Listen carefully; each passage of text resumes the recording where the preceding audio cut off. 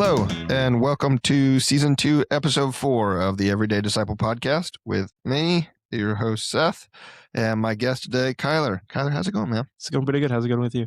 Pretty good. I'm excited to do this one, mainly just because I feel like most of the people we've had on here have either been people who are around my age, a little older, that I kind of met through the church, or people who are peers of mine as it came found my faith. You are the first guest that I've had on here who I had a kind of different experience with. So talked before with people on here about being for the last few years, I've gotten to work with our high school and middle school small groups. And you were the first guest we've had who was in one of those high school small groups, was a part of the guinea pig one. So, yes. Pretty excited to get to do this. Instead of me just talking for a while, do you want to take a few minutes here and just kind of tell people who you are, what you're doing life-wise, maybe a little bit about your time meeting Jesus? Yeah. Well, my name is Kylie Cheatham. I graduated from Macomb. I'm going to school for education, to be middle school education, and my faith journey is interesting. Started off just kind of like, I don't really know what I'm doing. I'm just going here to have fun and, take all the free food that I could get. But eventually it turned out to just be, there was a connection there. There was something there that just drew me back. So then my sophomore year of high school, I started going to the crossing more consistently, and started off going with some friends, but then started, going by myself and realized that I need this, and this is where I need to be. So started that, got baptized sophomore year, and everything, just kind of went on from that. I started to do stuff in the Fuse ministry and started working with middle schoolers. Mm-hmm. And I've led high school groups. Gone to our high school groups for years. It was the best decision I ever made in my entire life. And I'm glad I'm here, and all I could do is praise God for it, really. Yeah.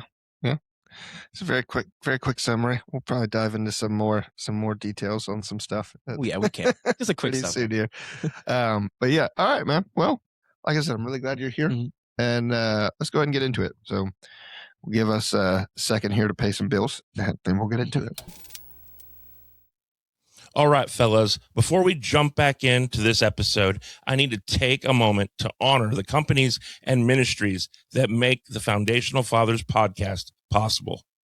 These aren't just sponsors. These are mission partners. They believe in fathers and in families, and most importantly, they believe in the power of the gospel of Jesus Christ. We got Sasquatch Gun Oil. If you care about your firearms, your tools, your everyday carry, and your gear running the way it is designed to run, you need Sasquatch Gun Oil. This stuff keeps equipment clean, smooth, and reliable. Use code FFP316 at checkout for an exclusive Foundational Fathers discount. Because Jesus still saves, but your rifle and your beard still need oil. Let's talk about Sabbath Coffee Roasters, the fuel of early mornings, late nights, devotion time, and legacy building conversation. Sabbath Coffee Roasters. Purpose-driven, faith-forward, and roasted with excellence. Whether you're opening your Bible, heading to work, or leading your family, this coffee meets you where you are. Drink coffee, read Bible, and of course, lead your family. And we have pretty good wood turning. So if you're looking for a gift that actually meets something where you want it to meet, not mass-produced pieces of junk, let's talk about pretty good wood turning. Handcrafted tumblers.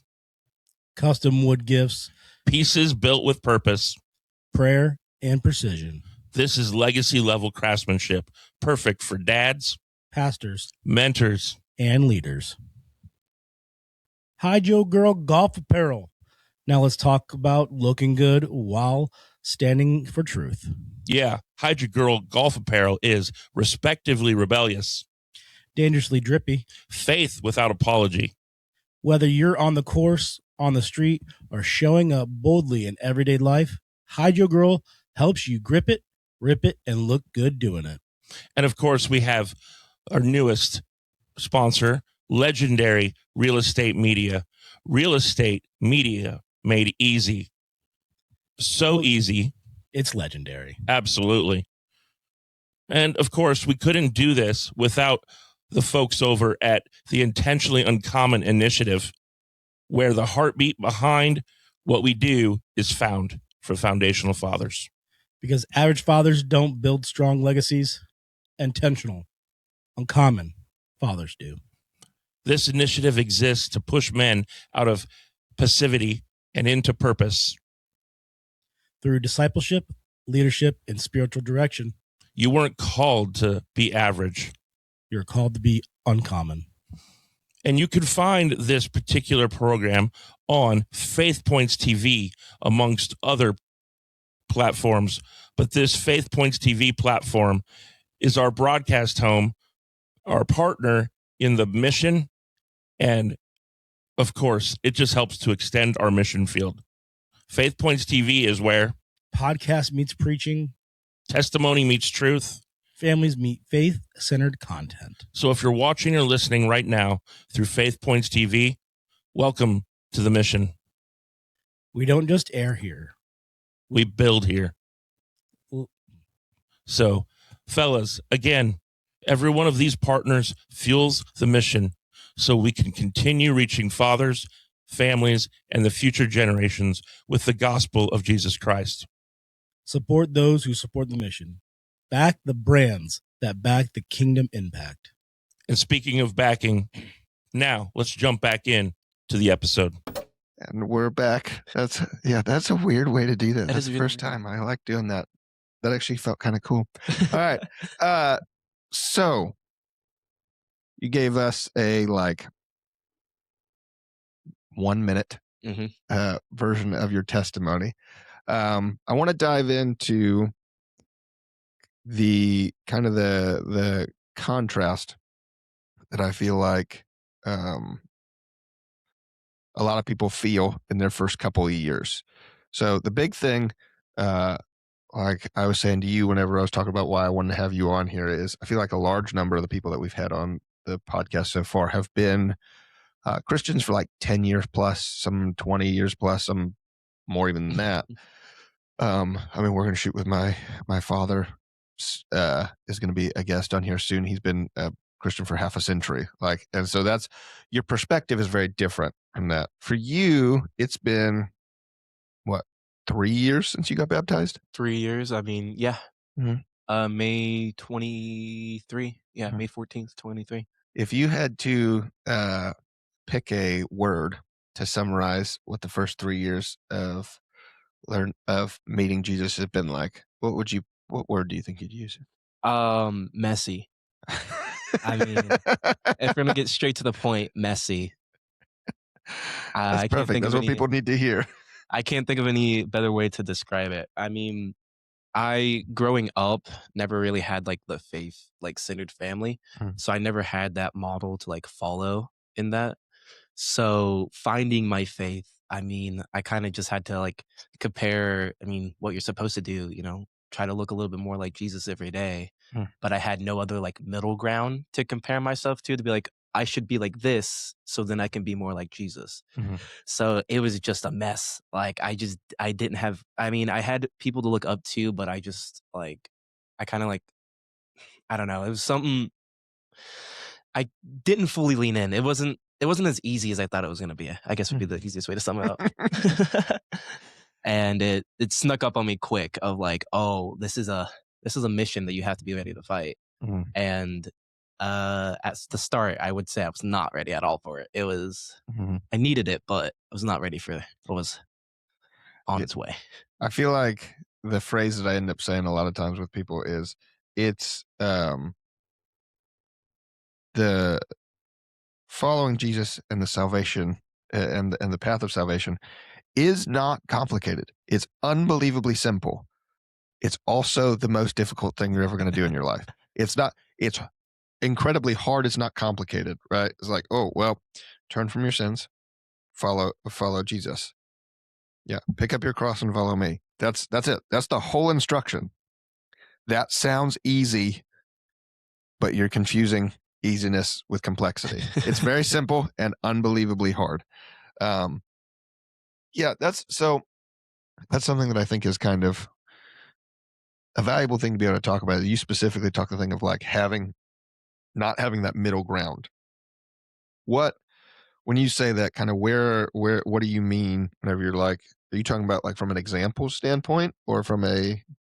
When I say middle ground, I'm saying like, yeah, like an example standpoint of like, as Christians, we want to like, our goal is to be every day a little bit more like Jesus, trying to be more like him because he was perfect. We'll never be perfect, but the best we could do is just be a little bit more perfect, like be a little bit better every day. So like growing up, I never had like the, I guess, role model to look up to that like had a strong faith, had faith at all, or like were good people in any sense of the word, really. I mean, growing up, it was weird because like my parents, they were two different sides of the coin of like my dad was an atheist, my mom was a Christian because of her mom and stuff like that. But my mom was not like, she didn't live a Christian life. And like I saw that and I never saw Christ in her or like out of her. So I never had like that person to look up to. And then for me as a man, I never like got anywhere close to like that male role model to look up to for my faith until I started it, until I took that step in and everything fell apart. And then I had to search for that. Yeah. Yeah. That's always one that's an interesting perspective because I mean, that wasn't my personal experience. And so it's a thing that I think it's very easy to take for granted at the beginning. It's being like, I'll just ask my dad stuff. Like that was like my go-to for a lot of the time. It's like, well, I just asked my dad. I think the biggest, we'll say like one of the biggest benefits for me is like I think especially for young men, when they have that guy in their life they're like, oh, this is the person whose example I'm following. Really, the thing that I think is so valuable about that is always looking for like purpose, right? Is I just kind of attached mine to what my dad's purpose is to follow Jesus. Like when I finally figured it out, I was 20 whenever I finally met Jesus, but like whenever I figured it out, I had the thing of like, oh, that's what I'm supposed to be shooting towards. And when you don't have that, it's very easy, I think, at the beginning for Jesus to become another thing that you're shooting towards instead of the only thing. And I don't know if that was your experience. I mean, yeah, I would have to say that kind of sums it up kind of good. It was, I mean, again, sophomore year of high school, there's a lot, I mean, high school's, I mean, it's interesting. There's stuff going on. So like, it wasn't like the thing when I first got into my faith or like right before I got into my faith, there was no reason for me to like follow or like to like really latch on to it. And then I took that step. I finally like learned, I felt something. I like, this is what I've been missing. And that was like the catalyst that allowed me to like actually like be like, oh, okay, this is not just another thing I need to shoot for of like graduating high school, of passing my classes, of getting through my day-to-day life. It's now like, okay, I need to be more like God. Yeah, I have had a version of this conversation with a few of our high school guys where it's like, I actually think you were there for one of these conversations.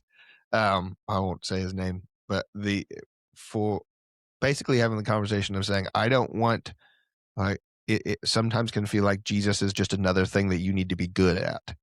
I need to be good at church. I'm good at school. I'm good at sports. I need to be good at church.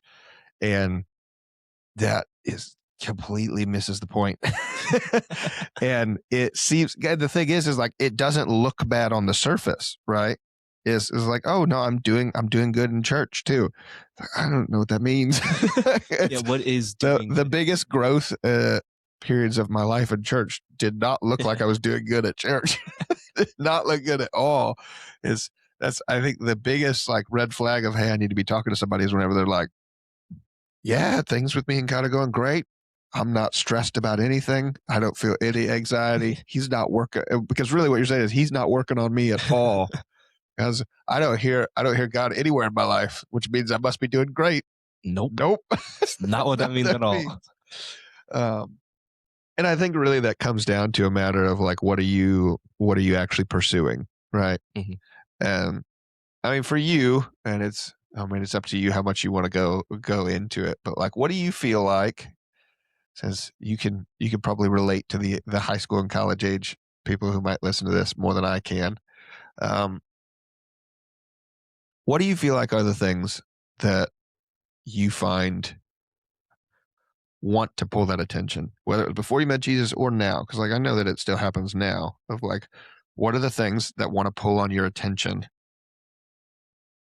away, or want to pull your attention away from Jesus, and be like, this is the thing that you need to prioritize right now?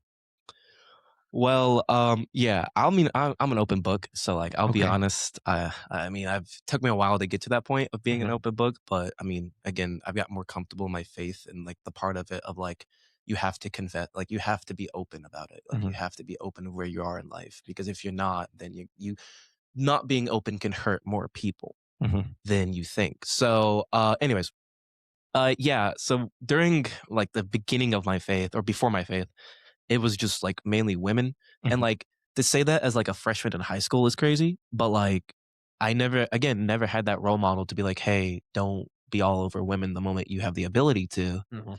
So, I mean, I just did what I thought like everyone else was doing. And I kind of Mhm. just like led into like what my peers were doing, I guess, or kind of just whatever I wanted to do and like whatever Mhm. like was cool or like whatever like felt the vibe at the moment, I guess would be a way Mhm. to say it. But, and then as I grew in my faith, those distractions didn't go away at all. Mhm. I thought they would. I thought I'd be like, oh, okay, I'm with Christ now, so then I can focus on Him, and you know, la di da di da, everything's okay.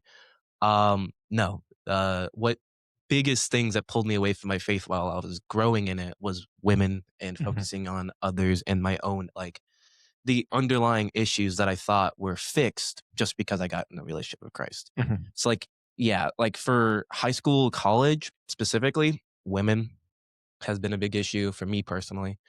Now that I'm in college and in a college situation, there's more like alcohol and more like stuff like that that gets thrown in your like gets thrown around. And it's really hard to navigate. It really Mhm. is because you want to like quote unquote fit in, but it's also at some points it's like it's how you build like it's how you it feels like that's how you have to build social relationships Mm.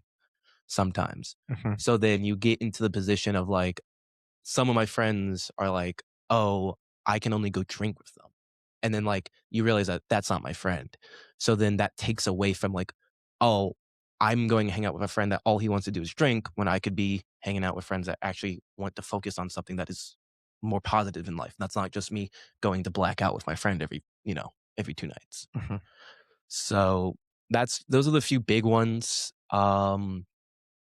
Some other stuff is like minor things are like sometimes during I noticed during high school, like towards the end, I focused on educate my education of where I was at. Mhm. Of like I focused on like way too much in the school. Like I need to get here. Like this is where I need to go. Mhm.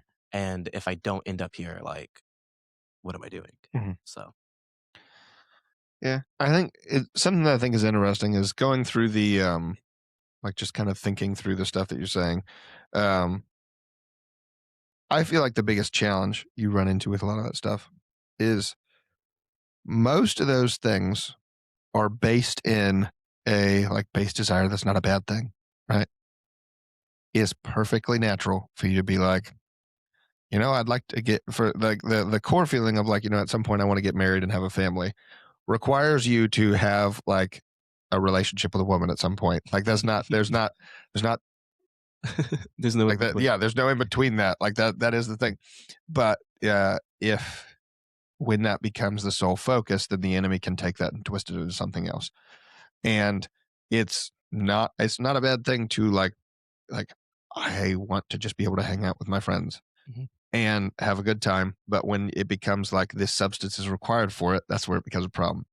Um, even taking that a step farther, like as a Christian, there's also the thing of like, um, you know, Jesus met people where they're at. However, he met them where they were at. He didn't join them where they were at. Mhm. And That's a really hard line.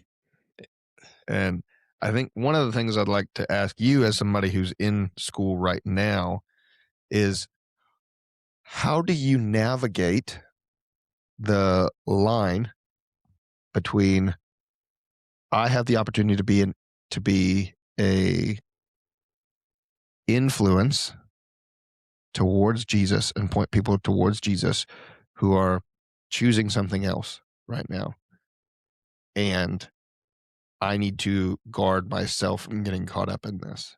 Like, what does navigating that line look like for you?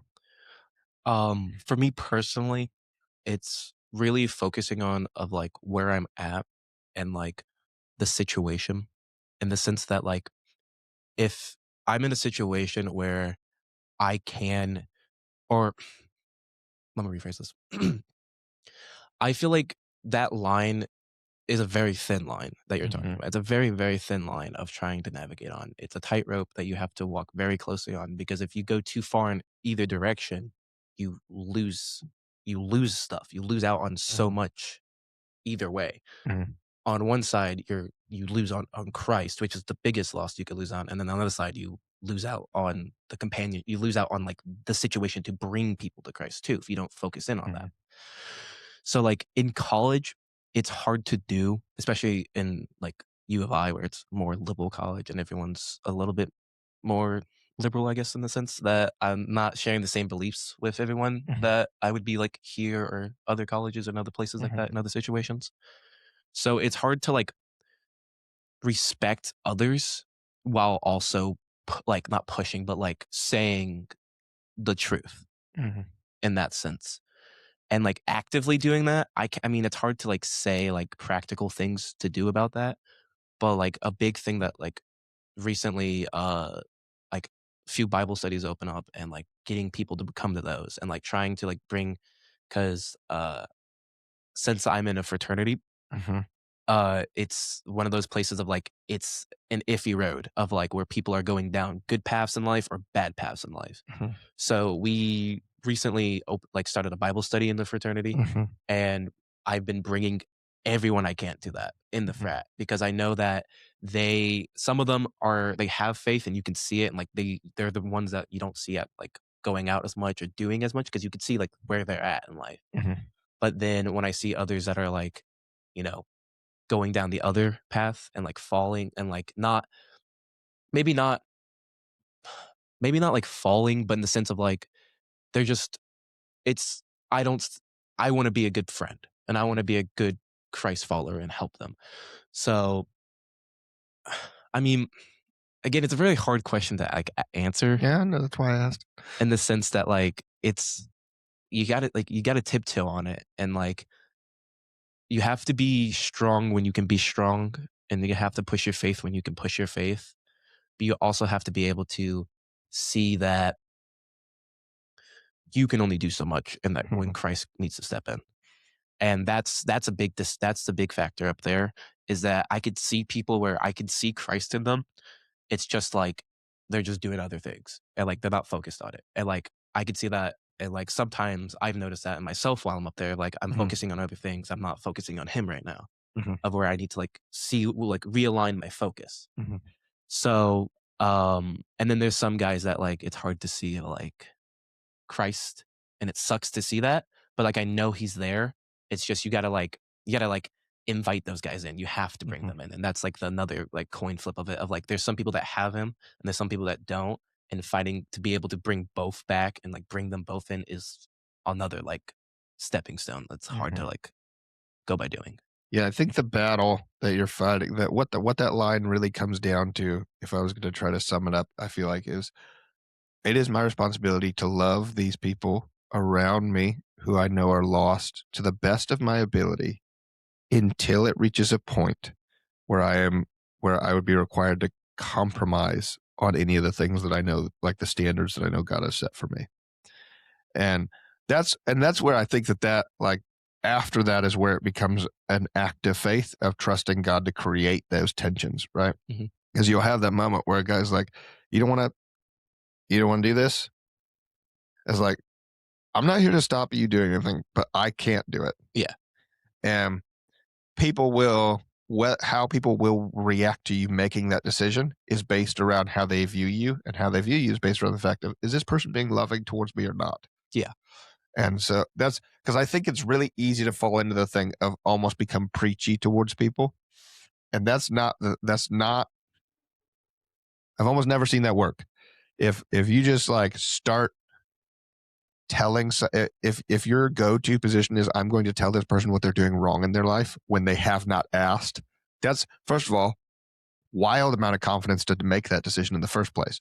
But it's not like you don't like that either. Nobody likes to have someone tell them what they're doing wrong in their life. First of all, it's probably extremely hypocritical of you. Like, I can tell you from a personal standpoint, there's a whole lot of things where I'm like, whenever I'm having the conversation, I remember especially when, it's like I said, you guys were part of the first high school small group that I did. There were a couple times where I was like, I know that this is a topic that we need to discuss, but we're going to push it back because like I need to address some things in my own life first. And it's, if you don't do that, then you're being a hypocrite. Jesus' opinion on hypocrites is very strong in the Bible. And I don't think you then get to be like, to expect that that you're gonna see some incredible movement in God if you are talking from a place of hypocrisy. I just don't think that that's going to happen. And then the other thing that has to come with it is you have to remember that, like, you know, you can only do your part. God's going to do his part. The other person gets a vote. That's another thing. It's like hard to realize. I mean, it sounds crazy to say, but like now that I'm in faith with Christ and like to see how much it's changed my life, it is hard to see people who are not in faith and they are actively choosing not to be in faith. Mm-hmm. And it's like I have to like respect, like, I don't respect your choice, but like I have to respect you for making that choice in the sense that like like you said, they have a vote in it. They have the choice. And that's hard to see, is especially I guess as like a new Christian, as someone who's like, I got into this, like this is new to me. Like I mean I have a few years, but like that's still very new. Like you said, like your dad's been Christian for 50 plus years. Like so like my 2 years is nothing compared to the 50 plus years. But so like I guess for me, seeing like the fire that I see in my own life, or like how much just like lighting that fire back or like getting that there has just in like 10 times my life in the 2 years. It's like crazy to see that people aren't like, I guess maybe not like converting like immediately, but like are not as open to it, or like at least like willing to be like, okay, let me hear you out, or like, well, like you got 5 minutes, you know? What I'm saying? Yeah. No, I do, because it's, I mean, and it's so difficult because the entire, like, I feel like the entire beauty of a relationship with Jesus is the fact that everything hinges on the fact that you get a vote, you get a choice. That's, I mean, it's, you know, if God is love, love only exists if you have the option to choose something else. And the problem with that is that means, that inherently means that people are going to choose something else. It is I think it's easy also to get into them, to like forget that there was a period in my life where it was like, well, I was choosing something else. I was choosing something else on purpose.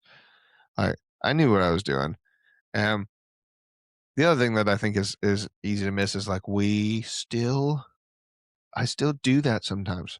There's definitely still times in my life where it's like, as I'm doing something, I'm like, this is a thing I'm probably gonna have to ask forgiveness for later.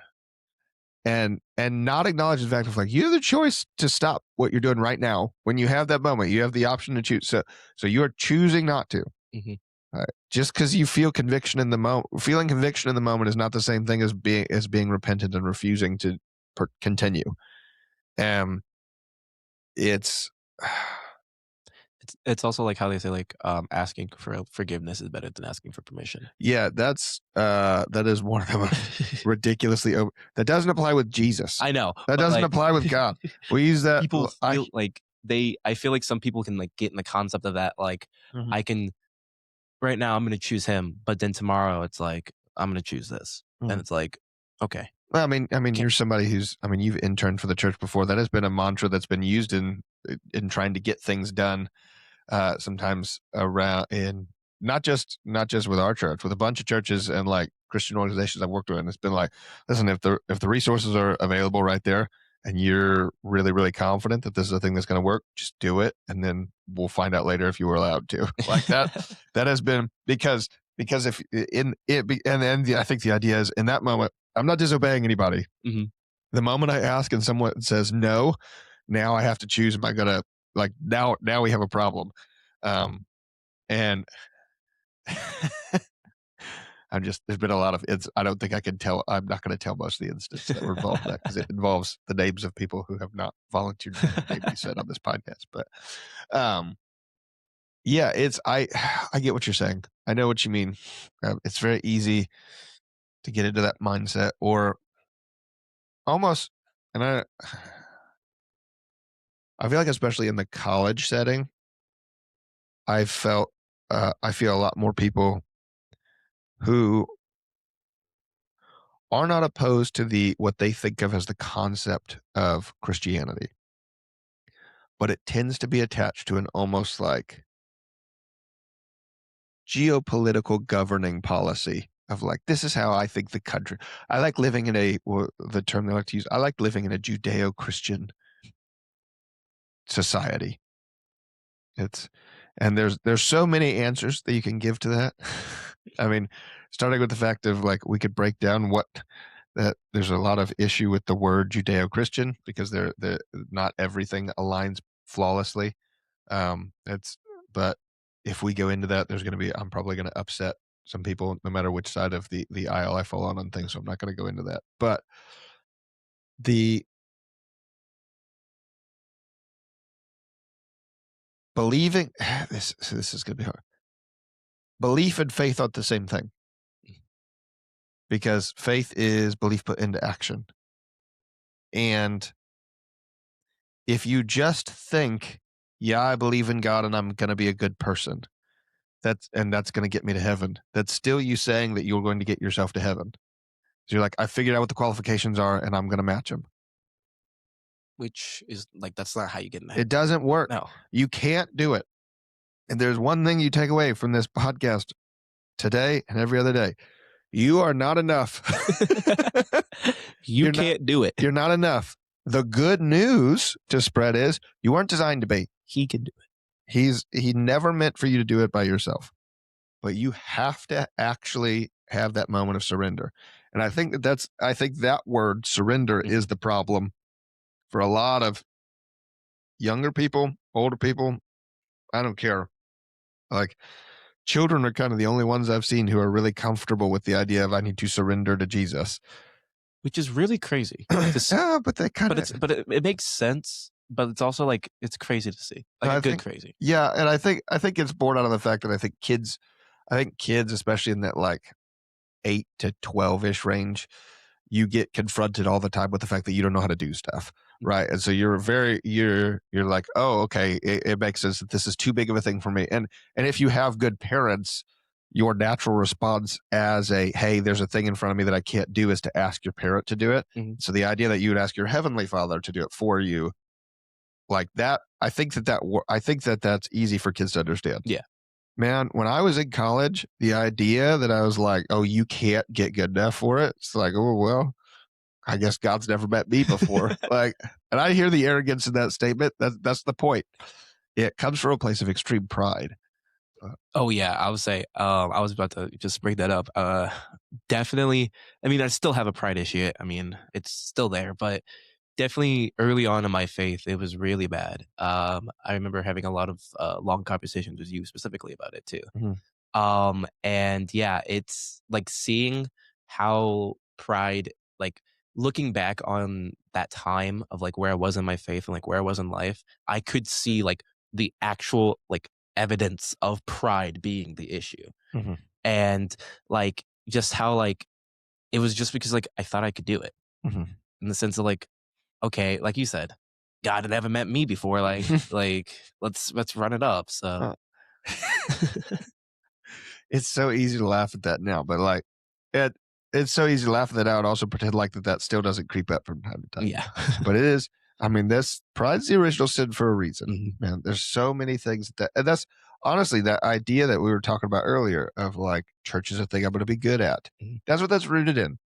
I'm going to be the best Christian. I am. Yeah. It's No, first of all, probably not. Also, and this is the thing that I think we miss is the reason that the stories of biblical, like of what we would think of as like the biblical heroes or the apostles and the people that came after them are put into the Bible is because they're the exception to the rule. Exceptional things that God plucked out in a moment and said, I'm going to use you to do something that's exceptional. The vast majority of the church enacting God's will is done by everyday Christians, everyday disciples who say, all right, I'm going to live my life here in a way that's designed to honor God the most. That requires you to accept, I'm fearfully and wonderfully made, but I'm one of 8 billion fearfully and wonderfully made people on earth. I can't accomplish any of God's will on my own. I have to surrender all of it to him. And I'm destined for hell, but I've been given an exception and a stay order. And I didn't earn it. That's the position you have to start from. That once you can get that into your head, even though again, you're never going to be perfect at it, but once you get that into your head, it becomes so much easier to then have the moment of saying, oh, like I might risk an awkward conversation and embarrassment with these people who who are in my fraternity or who are my like friends.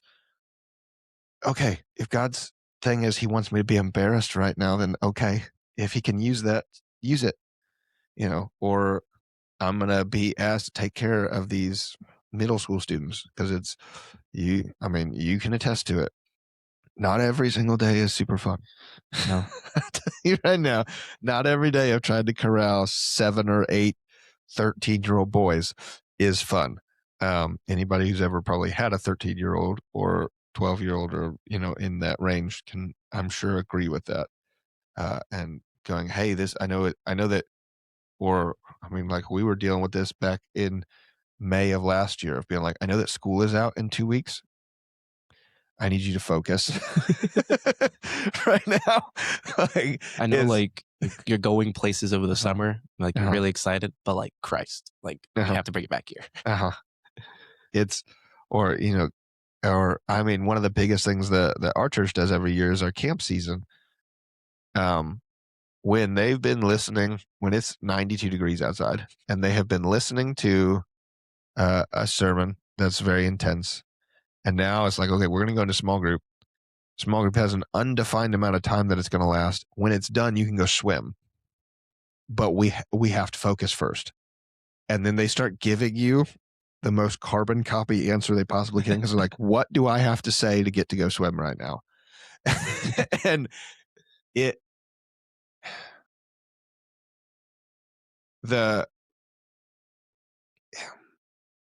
it's not worth it if you're not starting from the right position.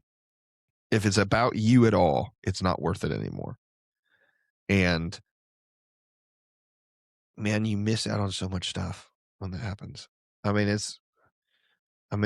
win stories do you have from working in youth ministry?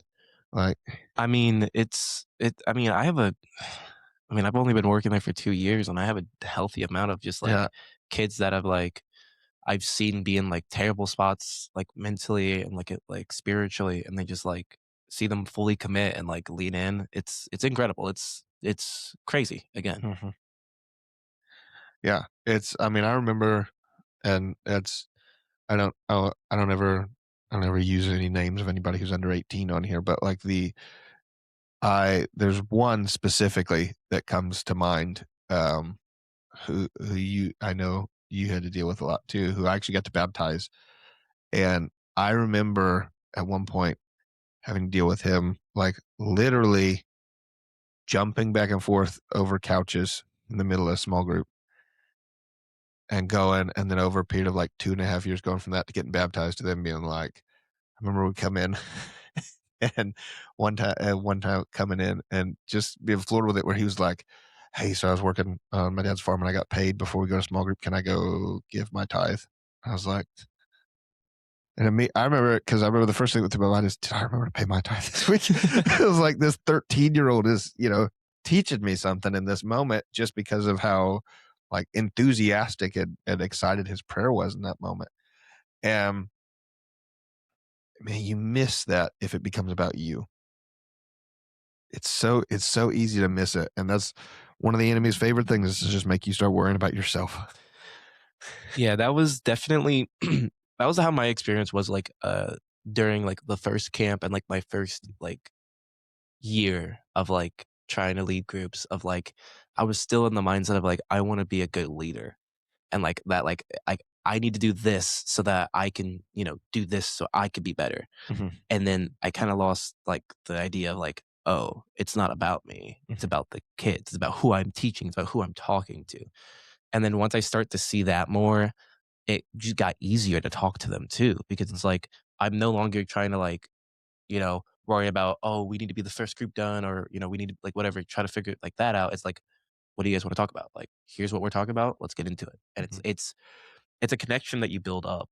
And it's really interesting to see with like the middle schoolers specifically, because like they're 12 and like you said, 12, 13, that area. And it's like, it's so cool to actually see that change at such a young age, of just like, they can go from like you don't see it. You don't see it. You don't see what's like the faith behind it, to being full, like head over heels, doing everything they can for the church and like really following God. And it's great.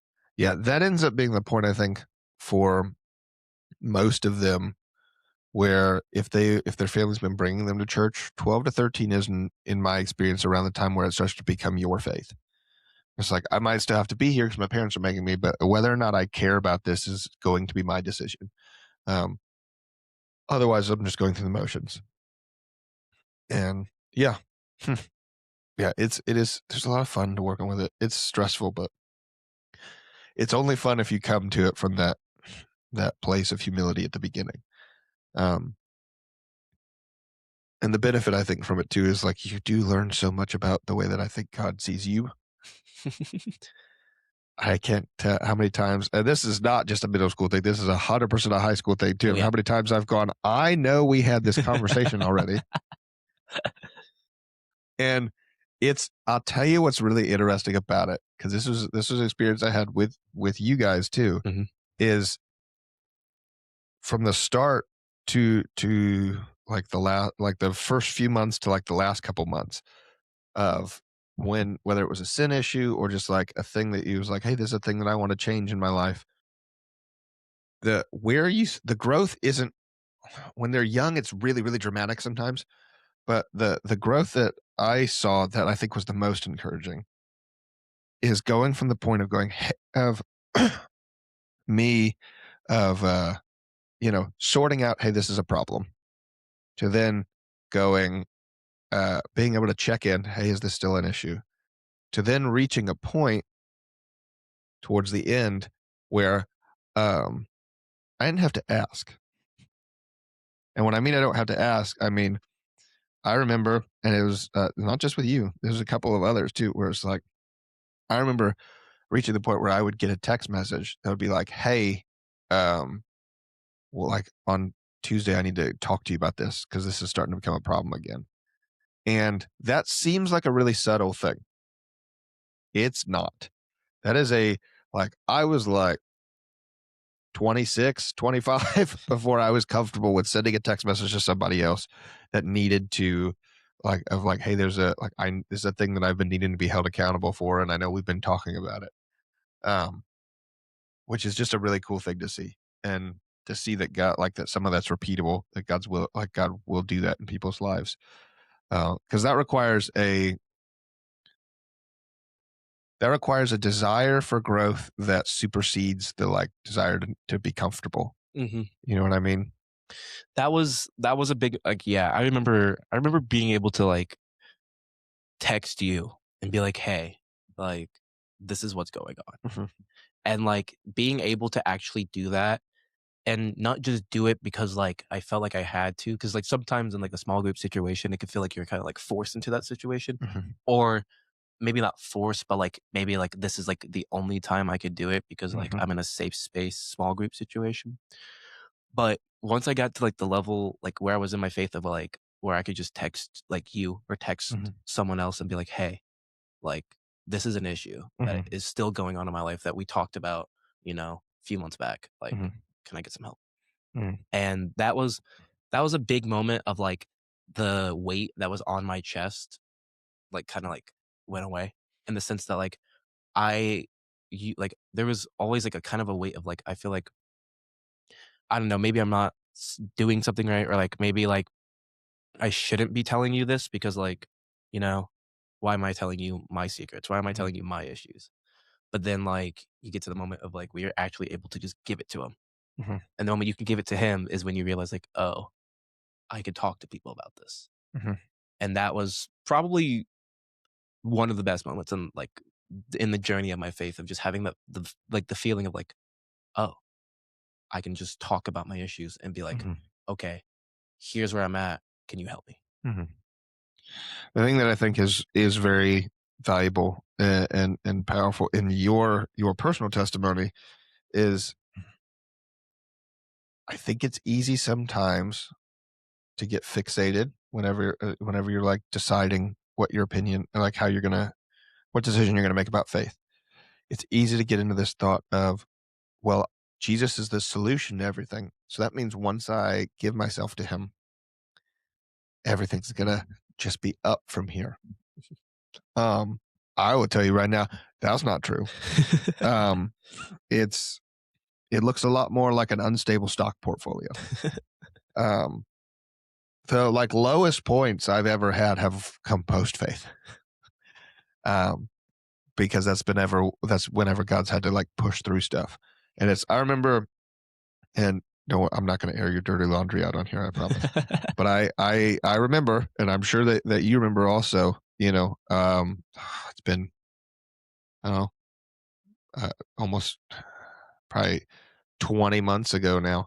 But like I mean, where I think you would probably say was you hitting your low point. Um, not at this last camp, but at the camp before. Yeah. And where, but that, I think the thing within that, I mean, you talked about the thing of like being comfortable, being able to talk, right? The reason that I think it's so important to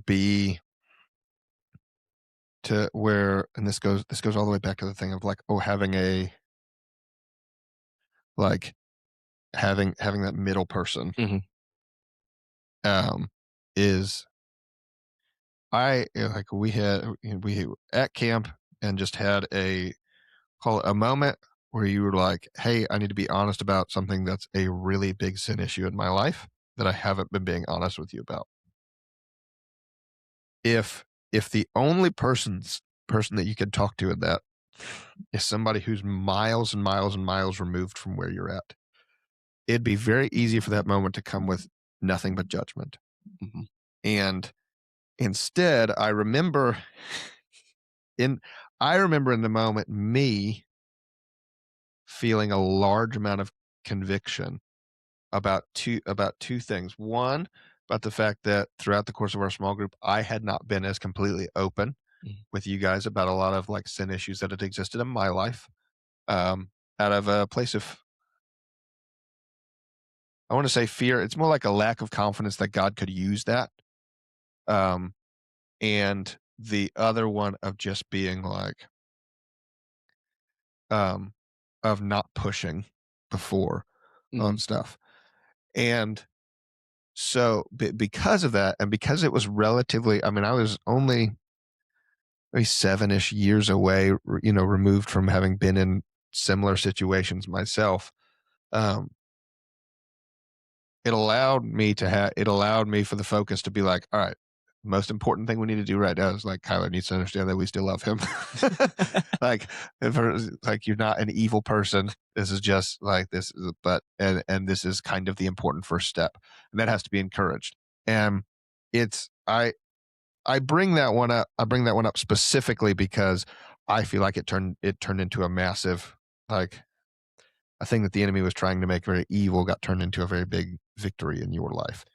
And I don't think I think it was very I think it was very easy for that to have gone a very different direction.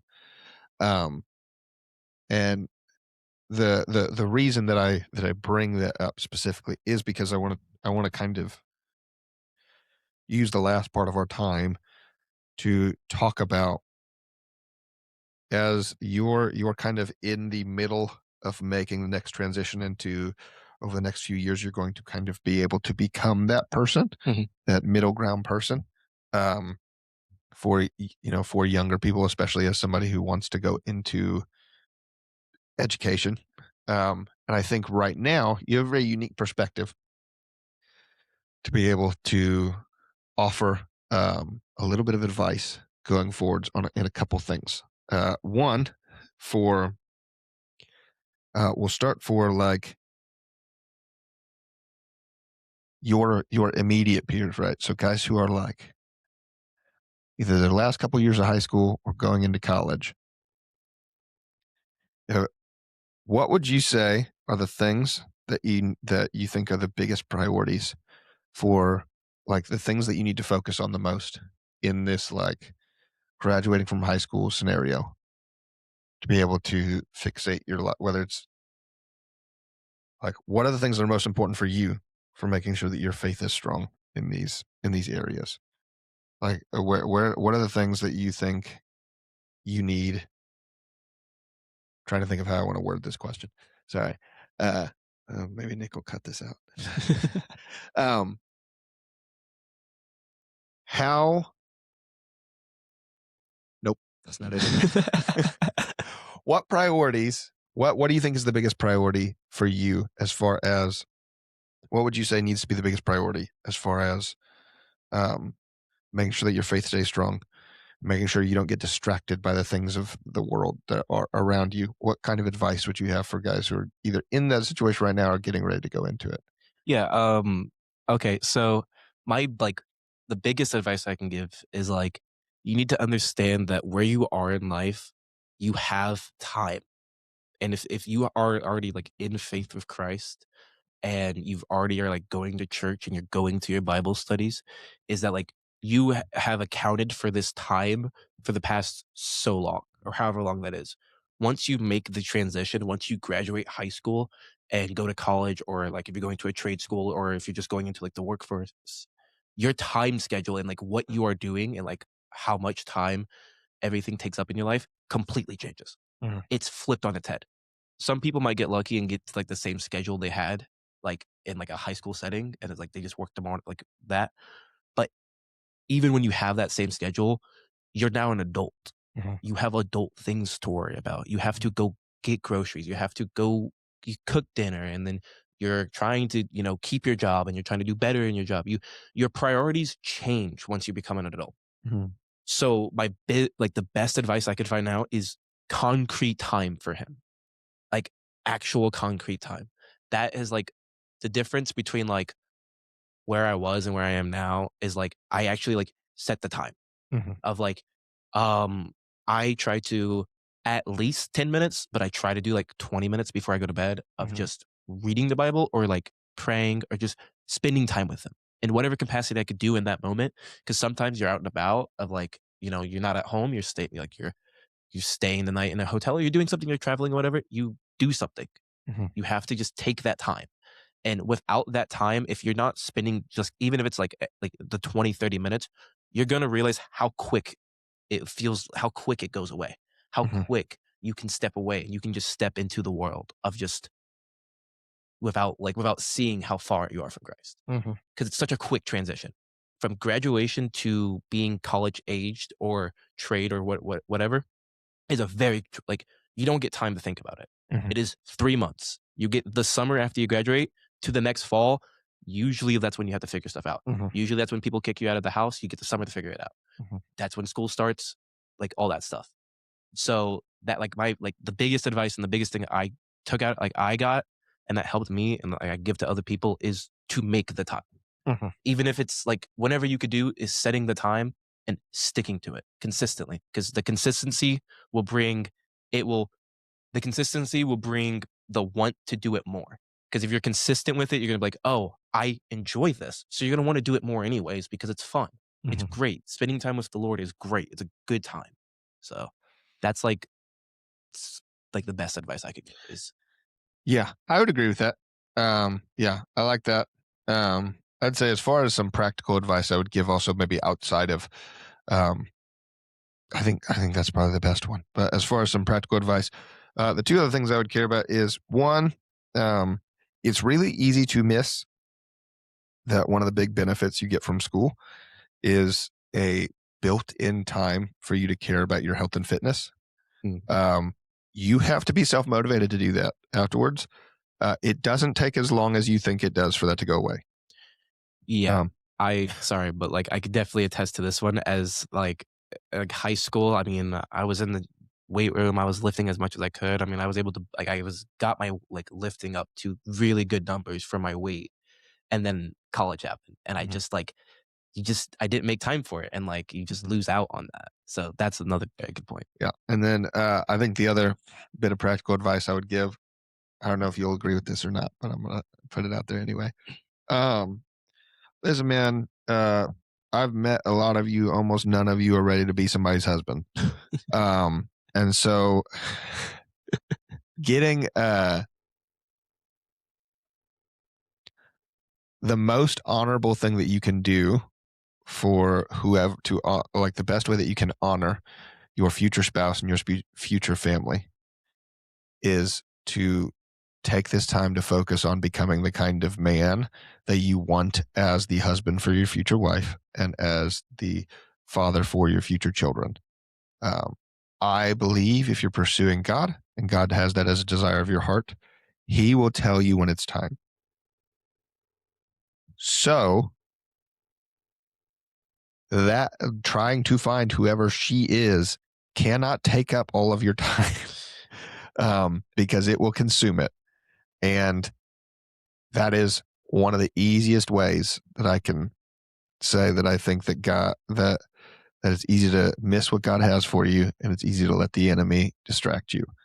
And we're just throwing it in there afterwards too. Is like, if that means that whoever the girl that your eyes are on instead, who isn't your future wife is, I mean, she's somebody else's future wife. And that's somebody who has to be respected instead. So I would just say, like, setting your priority of the odds that you are going to meet your future wife your first couple of years in college are unbelievably low. And not saying it can't happen, but I would take the approach that God needs to kind of hit you over the head with it. Otherwise, you have a lot of work to do and you need to be focusing on that instead. So the second group then that I would ask for you for any advice you might have then would be for the younger ones. And here's what I mean. You've now had the perspective of having been a younger guy new to the church incoming.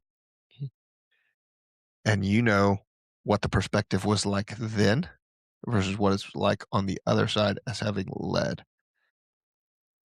What are some things that you didn't realize as far as the like leadership relationship, or as far as like that, what are some things that caused your perspective to shift that you think would be good advice for the young guys to hear?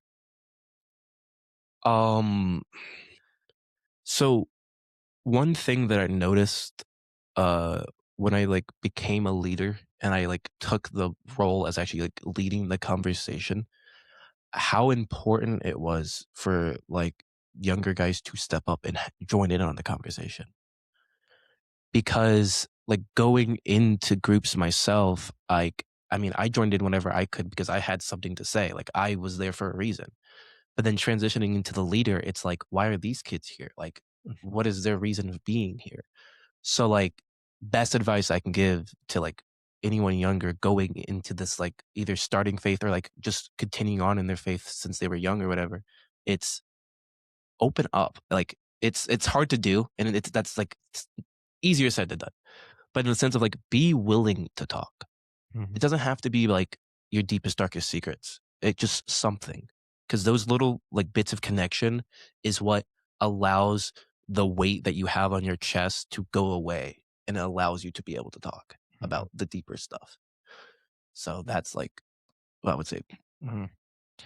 That is the number one challenge every single time, and nailed it. Man, just tell you from my perspective, if you think everything I'm saying is a load of BS, I want to hear that too. I would rather, yes, 100%. I want you to, like, if you do not believe or even support or anything, if you have issues with what I'm saying, tell it to my face. Yeah. It's my job is to meet you where you're at. And so if where you're at is that you think that it's all crap, okay, tell me that. But it's otherwise, if it's just you're going to listen to other people talk and leave and nothing else is ever going to change, and then we're just wasting everybody's time. And I don't want to waste your time. And it's, I mean, here, I think the like final challenge I would add with that is if it's all crap, if it's all fake, then what are you afraid of talking about it for?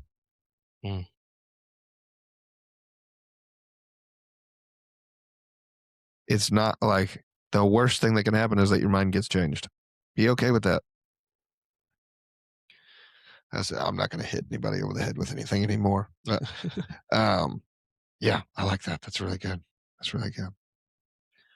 All right, man. Well, I'll tell you what, the last question that I ask everybody every time they come on here is always the same.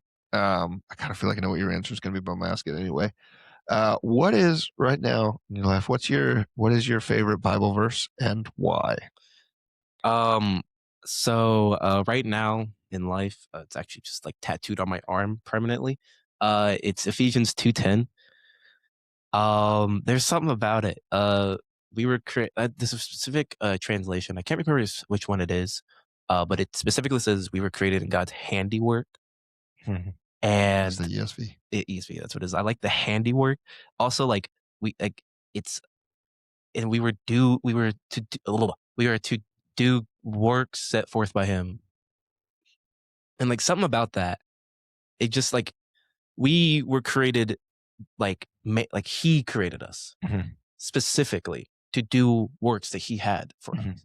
And like before I came like to Christ or anything, that would have meant nothing to me. But like as I like took those steps into faith, I realized that like how that actually just describes of like what I want to do in life. Like I have this feeling of like I want to teach or like I want to educate, and I've always had that feeling. And like to see like that He created me to do that. It's such a big thing to see of like, it's a verse that's in the Bible, but it physically applies to my life. And it's like the definition of my faith. It's where I am. I was created to do what I am doing today. Everything I went through, my life, He set forth for me to get here. So then I can push Him further. I can spread Him. So I love Ephesians that. 2:10. As people who've watched here know, that's my favorite Bible verse. the exact translation is for we are His handiwork, created in Christ Jesus for good works, which God has prepared beforehand that we should walk in them. And it's I say every time, it's as beautiful as the first part is, it is this last part, created in Christ Jesus for good works, which He has prepared beforehand that we should walk in them. It's the idea that all you're doing, it both increases the grandeur of it because it's a divine assignment, and decreases the stress because it's a thing that He's already prepared. And that combination is, I feel like that combination takes away all the excuses. Amen. Which I need, because I got a lot of excuses. Same boat. I mean, it's just like you said. I mean, it's the first part's great and all, but it's that second part that's like, that's what matters. Is like, I'm good. Like, yes, I have, like you said, a big weight on my chest, but it's also like, it's good because He already planned this out for me. Well, and the first part's a beautiful thing because it's the answer to one of the biggest struggles I feel like for everybody, but especially for young people, is like, what's my identity found in? So many people have very low self-esteem and a lot of like even like self-loathing and everything else, and that's a lie from the enemy. And the answer to the way we answer lies from the enemy is with truth. And the truth is, no, actually, God says I'm a masterpiece that He hand wove. And that's an invaluable statement. But I like it because it says you're actually a masterpiece that God wove, and you have a purpose that He's been preparing since before time existed. And that's what that is that's a calling on your life. And we need a calling in our lives, man. So, all right, brother. Well, thank you again for coming here. I really do appreciate it. I always love the chance to get to talk to you. I'm going to try and see if I can do a couple things maybe around camp a little bit with this. So maybe we'll have you back on around that time. I would love to be back on. I don't know. There's a lot of permissions I have to give. So it may not be what happens. But I don't know. We'll end up talking about it again. But all right. Well, this has been season 2, episode 4 of the Everyday Disciple podcast. And thanks, everybody. If you like what we're doing here, go ahead and give us a like and subscribe, or comment if you think Kyler needs to change his hair or anything like that. That's not cool. Great. But we will see you guys next week. Bye, everybody. Peace out.